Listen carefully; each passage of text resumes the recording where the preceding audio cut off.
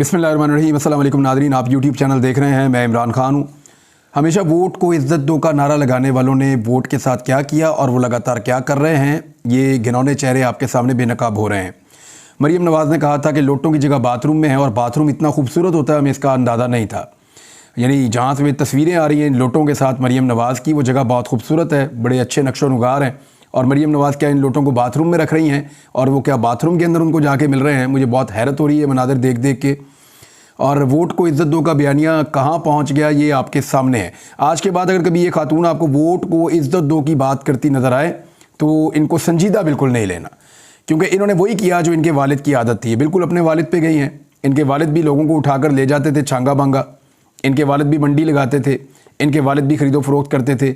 उनकी बेटी एग्जैक्टली उसी नक्शे कदम पर चल रही हैं जिस गंदी और घटिया सियासत की बुनियाद, जिस हॉर्स ट्रेडिंग की बुनियाद मियां नवाज शरीफ साहब ने रखी। उनकी बेटी भी बिल्कुल उसी रास्ते पे चल रही हैं और वो अपने वालिद से बिल्कुल मुख्तलिफ नहीं हो सकती और उनका अंजाम भी अपने वालिद से मुख्तलिफ मेरे ख्याल में नहीं होगा। सियासत में ये लोग लीडर तो बन नहीं सकते, लेकिन इंतहाई घटिया दर्जे की सियासत करते हैं और ख़रीदो फरोख्त का जो है वो बाज़ार एक गर्म करते हैं।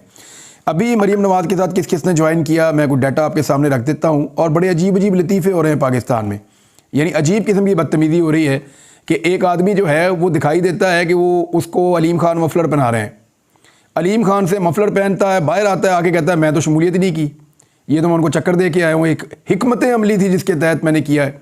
वो मैंने चंद लोगों से बात की तो वो ये बताते हैं कि ये बंदा जो है कहीं पकड़ा गया था और इसको घेर घार के पहुँचाया गया अलीम खान के पास। तो इसने कहा जी मैं शमूलियत कर लेता हूँ। वहाँ इसने मफलर पहना, वापस आके फिर मुकर गया। इसने कहा जी मैं तो फंस गया था इसलिए मैं करके आ गया हूँ ये।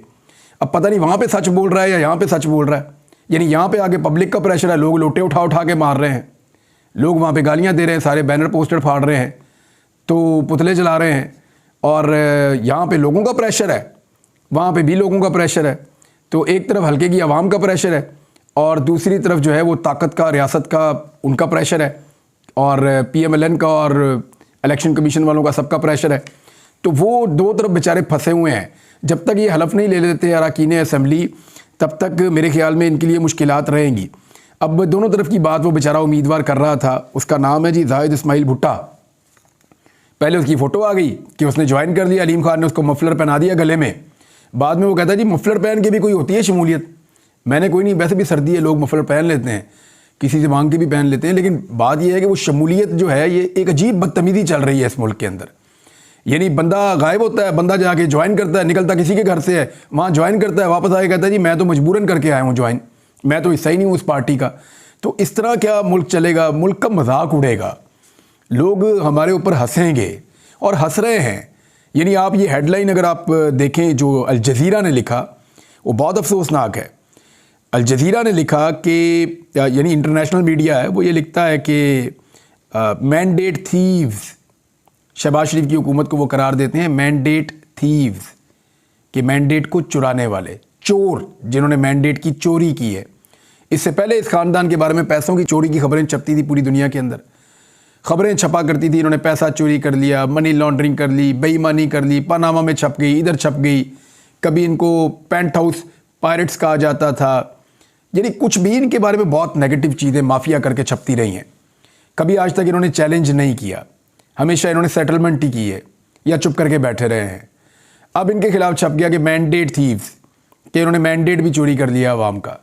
और ये अल जज़ीरा के अंदर चल रहा है। बहरहाल शहबाज शरीफ की हुकूमत है, लेकिन जिस तरह ये बंदे तोड़े जा रहे हैं, अभी कुछ बंदे और तोड़े हैं और बंदे तोड़ तोड़ के बेईमानी कर कर के लोगों को ज़बरदस्ती हरा हरा कर, यानी फॉर्म 45 के मुताबिक अगर जाएंगे तो कौन जीतेगा? पाकिस्तान तहरीक इंसाफ। लेकिन फॉर्म 47 के मुताबिक आप जाएंगे तो कौन जीतेगा? नून लीग। अब पूरे मुल्क में रोला यही पड़ा हुआ है। आज भी अगर सुप्रीम कोर्ट ऑफ पाकिस्तान ये हुक्म दे दे या अदलिया ये हुक्म दे दे कि फॉर्म 45 के मुताबिक फ़ैसले सुनाए जाएं, तो पाकिस्तान तहरीक इंसाफ वफाक में और पंजाब में बड़ी आसानी से अपना मैंडेट हासिल करके हुकूमत बना सकती है। कोई मुश्किल ही नहीं है, कोई मसला ही नहीं होगा, बड़े आराम से बना लेंगे। लेकिन ऐसा किया नहीं जाएगा। अदलिया का मूड भी ऐसा दिखाई नहीं देता, रियासत का मूड भी ऐसा दिखाई नहीं देता। और ये नज़र आ रहा है कि पाकिस्तान तहरीक इंसाफ को मुकम्मल तौर पे दीवार के साथ लगाया जाएगा और हुकूमत बनाई जाएगी नून लीग की, पंजाब में भी और वफाक में भी। लेकिन ये हुकूमत चलेगी या नहीं चलेगी, ये बड़ा सवाल है। पंजाब में नून लीग ने बंदे बुंदे शामिल करके आज़ाद अरकान काफ़ी सारे ले लिए इन्होंने, और 6 के करीब अब फिर रिपोर्ट हो रहे हैं कि इनके साथ चले गए हैं। तो इन्होंने बंदे तोड़ के, और ये वो बंदे हैं जो हलफ ले रहे थे कुरान पाक पे, ये वो बंदे हैं जो अल्लाह को हाजिर नाजिर जानकर हलफ ले रहे थे। इन्होंने पहले हलफ लिए, हलफ लेने के बाद अल्लाह को हाजिर नाजिर जान के लोगों को इन्होंने सामने खड़े होकर कहा कि इमरान खान को धोखा नहीं देंगे, हम इमरान खान के साथ खड़े होंगे जीतने की सूरत में। और फिर इन्होंने लोगों के वोटों का सौदा कर दिया अपने ज़मीर के साथ साथ। अब हलकों में जाना इनके लिए मुश्किल है, लोग आगे से इनको जूतियाँ मारते हैं या इनके खिलाफ नारेबाजी करते हैं। तो इस सूरत हाल का सामना तो इनको करना पड़ेगा। एक छोटी सी हुकूमत के लिए जो बहुत ज़्यादा भी चली तो चंद माह चल जाएगी या 1 साल 1.25 साल चल जाएगी, इससे ज़्यादा चल नहीं सकती। बहुत मुश्किल लग रहा है। हो सकता है चलाई जाए, घसीटी जाए, लेकिन चलने वाला काम कोई नहीं होना। ये मुल्क ऐसे तो नहीं चलते। मैं नहीं कह रहा, फजलुर रहमान भी यही कह रहे हैं। फजलुर रहमान क्यों कह रहे हैं, उनका दुख क्या है, वो मैं आपके सामने भी रख देता हूँ। लेकिन सबसे पहले आप ये देख लें कि PMLN ने कुछ ना कुछ करके अपनी अक्सरियत सादा करने की कोशिश कर ली है पंजाब में। मरीम नवाज़ को कंफर्टेबल किया जा रहा है यहाँ पे। क्या मरीम नवाज़ जो है वो मुद्दत पूरी करेंगी? बात यही है कि जब तक वो वाला काम करती रहेंगी जिसके बारे में उन्होंने कहा था कि वो तरीका मुझे भी आता है, मैं जानती हूँ। इसको सुन लें ज़रा एक दफ़ा, और ये आपको बार बार सुनना चाहिए। ये सुने आप। मैंने ये रास्ता नहीं अपनाना था बिल्कुल भी। वो रास्ता मुझे आता है, वो रास्ता बहुत सारे लोग आज भी लेते हैं, और वो रास्ता बहुत आसान है। उसमें सिर्फ आपको हाथ जोड़ने पड़ते हैं, उसमें सिर्फ आपको अपनी सेल्फ रिस्पेक्ट कुर्बान करनी पड़ती है, उसमें सिर्फ आपको जूते साफ़ करने पड़ते हैं, और वो आसान रास्ता है।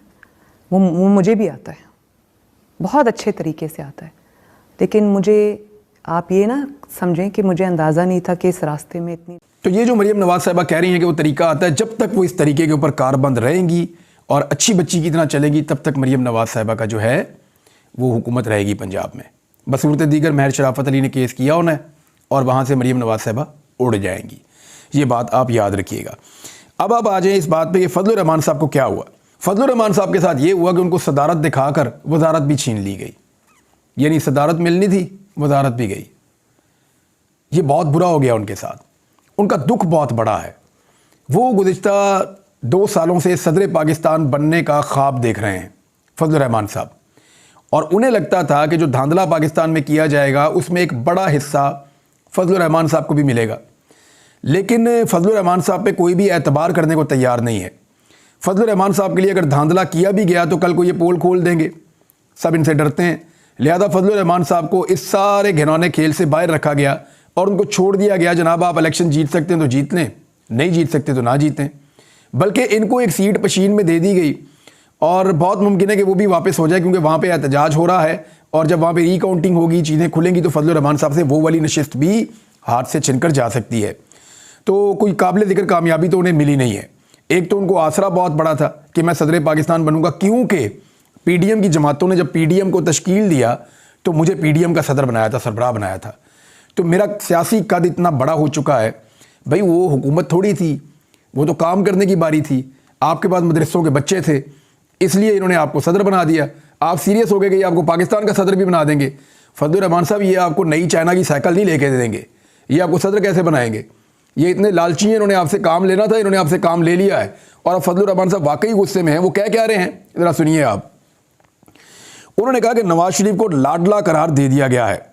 मियाँ साहब आपको ये सीट हमने लेकर दी है। ये फजलुर रहमान साहब कह रहे हैं एस्टेब्लिशमेंट के हवाले से कि नवाज शरीफ आज भी एस्टेब्लिशमेंट के लाडले हैं। उन्होंने ये करार दिया, और फिर उन्होंने कहा कि मियाँ साहब आपको ये सीट हमने दी है, आप नहीं जीते। ये फजलुर रहमान ने कहा कि एस्टेब्लिशमेंट ने नवाज शरीफ को ये बात एस्टेब्लिश कर दी है कि मियाँ साहब आप नहीं जीते, आपको ये हमने लेकर दिया, और आपको आपके कद का भी औकात का भी बता दिया गया है नवाज शरीफ को। फिर जब एक सवाल किया गया कि 2.5 साल, क्या ये भी हुकूमत 2.5 साल में ख़त्म हो जाएगी, तो उन्होंने कहा 2.5 साल तो आप बहुत लंबा वक्त बता रहे हैं, और उन्होंने खुदा ना खास्ता का लफ्ज़ इस्तेमाल किया कि ये हुकूमत नहीं चलनी, ये निज़ाम इस तरह चल ही नहीं सकता। फिर फजलुर रहमान साहब ने वो बात की जो फजलुर रहमान साहब बड़े लंबे अरसे से नहीं कर रहे थे, क्योंकि वो बड़े दुखी हैं। तो उन्होंने कहा कि एस्टेब्लिशमेंट दस्तबरदार हो जाए सियासत से, एक एक सीट पर जो है वो सौदेबाजी की गई है। फिर उन्होंने पैसों का इल्ज़ाम भी लगा दिया फजलुर रहमान साहब ने। यानी आप अंदाज़ा करें कि फजलुर रहमान साहब वो शख्सियत है कि अगर इनको हाथ पकड़ के जिताया जाए तो ये साथ खड़े हो जाते हैं, और अगर इनको ना जिताया जाए तो फिर ये गालियाँ देने पर उतर आते हैं। फजलुर रहमान साहब को मैदान खुला दिया गया था कि आप अगर जीत सकते हैं तो जीत जाए, अब फजलुर रहमान साहब ने अपनी दुर्गत इतनी बना ली शहबाज शरीफ की हुकूमत का हिस्सा बनकर, जरदारी साहब और शहबाज शरीफ साहब के साथ बैठकर फजलुर रहमान साहब ने अपनी सियासी वक़्त ख़त्म कर दी और खैबर पख्तूनख्वा और बलूचिस्तान में उनको मार पड़ गई। यहीं से उनको इलेक्शन जीतने होते हैं। सिंध के अंदर भी उनकी बहुत पतली हालत हो गई, तो फजलुर रहमान साहब की जीत बहुत स्क्वीज़ हो गई। जो पहले भी उनके पास था वो भी उनके पास नहीं रहा, खुद भी हार गए, फैमिली के सारे लोग भी इलेक्शन हार गए। तो फजलुर रहमान साहब काफ़ी दुख में और तकलीफ़ में है। और वही बात है कि सदारत दिखाई हो किसी बंदे को, फिर वजारत भी ले लें। वो पंजाबी का एक वो शेर होता है ना, सानू नहर वाले पुल ते बुला के ते खबरें भाई किधर रह गया। तो फजलुर रहमान साहब को बुलाया सब ने, जब वो पहुँचे तो आगे कोई था ही नहीं और उनको वो ओहदे ही नहीं मिले जिसकी वो तलबगार थे। ये हालात उनके लिए बहुत बुरे हैं। उनका शिकवा एक्चुअली क्या है, वो ये है कि जब नवाज शरीफ को उसकी हारी हुई सीटें जितवाई जा सकती हैं तो मुझे क्यों नहीं। अगर नवाज शरीफ के लिए पंजाब के बड़े बड़े शहरों के अंदर जहाँ पे मीडिया भी मौजूद है और लोग आवाज़ भी ज़्यादा उठाते हैं, अगर नवाज शरीफ के लिए बड़े बड़े शहरों के अंदर धांधला किया जा सकता है, झुड़लू फेरा जा सकता है, तो मेरे लिए दूर दराज इलाकों में ऐसा क्यों नहीं किया जा सकता। ये सवाल फजलुर रहमान साहब को खुद अपने आप से पूछना चाहिए। वो तारीख की गलत सिमत खड़े थे और उन्होंने गलत रास्ता इख्तियार किया, उसका खमियाजा उनको भुगतना पड़ेगा। फजलुर रहमान साहब ने तो यहाँ तक कह दिया है कि ऐवान में नहीं मैदान में फैसला होगा अब, यानी वो धमकी दे रहे हैं एहतजाज किया। फजलुर रहमान साहब को ऐसा क्या दिया जाएगा जिसके बदले में फजलुर रहमान साहब मान के इस हुकूमत का हिस्सा बन जाएं। देखें, फजलुर रहमान साहब बड़े सस्ते के अंदर अपना सौदा कर लेते हैं और मुझे नहीं लगता कि ये इतनी बड़ी हार और इतना बड़ा झटका भी फजलुर रहमान साहब को जो है वो इम्पैक्ट डाल सकेगा उनके ऊपर। और बहुत मुमकिन है कि कुछ अरसे के बाद जब उन्हें समझ आए तो वो इस हुकूमत का हिस्सा भी बन जाएं। लेकिन फ़िलहाल वो गुस्से में हैं और पोल पे पोल खोलते चले जा रहे हैं। गुस्सा ये है कि नवाज शरीफ को जो सहूलतकारी की गई वो सहूलतकारी मुझे क्यों नहीं दी गई। फिर फजलुर रहमान साहब कहते हैं कि 2018 के इलेक्शन से बड़ी धांधली हुई है इन इंतखाबात में, यानी 2018 के इंतखाबात के खिलाफ फजलुर रहमान साहब पूरे 3.5 साल घर बैठने पर राज़ी नहीं थे। उन्होंने बहुत टका के एहतजाज किया था और उस छोटी धांधली के ऊपर फजलुर रहमान साहब के बकौल वो छोटी धांधली थी, उस पर फजलुर रहमान साहब ने कहा था कि हम बैठने के लिए तैयार नहीं है, हेल्प ही कोई ना ले जाए ना कोई असम्बलियों के अंदर, ये फजलुर रहमान ने कहा था। लेकिन अब क्योंकि उससे बहुत बड़ी धांधली हो गई है तो फजलुर रहमान साहब कह रहे हैं कि मैं बैठूंगा तो सही असम्बली में जाके, लेकिन शहबाज शरीफ को वोट नहीं डालूंगा और मैं हुकूमत का हिस्सा नहीं बनूंगा।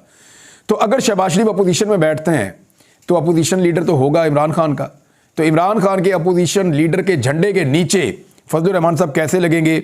मेरे ख्याल में वो अपने गुनाहों का, अपने उन तमाम सियासी गुनाहों का जिनका वो हिस्सा रहे और जिनका खुमियाजा पाकिस्तान की कौम ने भुगता, फजलुर रहमान साहब उनका कुफ़ारा अदा कर सकते हैं अगर वो इस झंडे के नीचे खड़े होकर सही तरह अपोजिशन का किरदार अदा करें। तो उनकी साख भी सियासी जो है वो बहाल हो सकती है।